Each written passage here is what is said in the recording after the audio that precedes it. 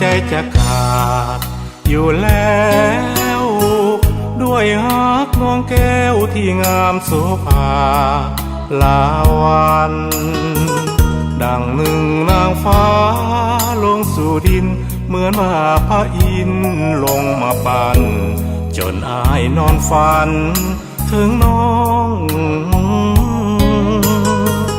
หัวใจอายมีแม้นมีทางถอ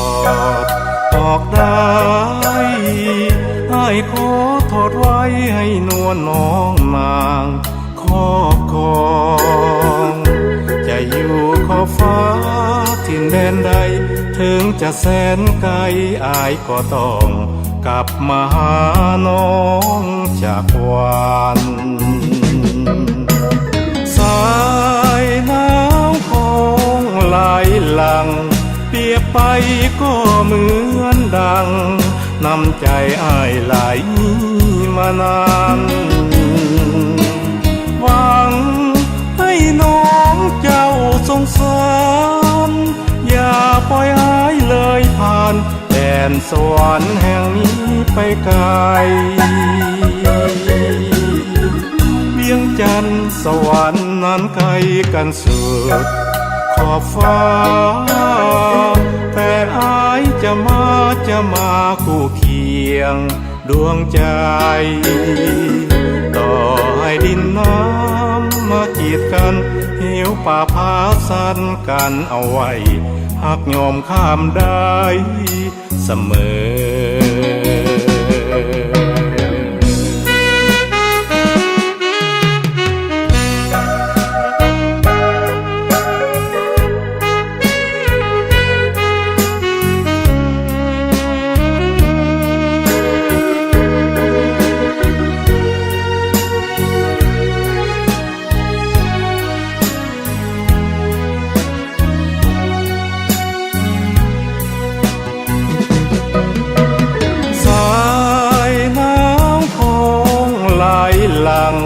เปรียบไป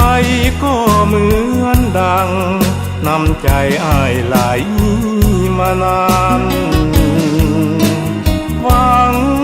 ให้น้องเจ้าสงสาร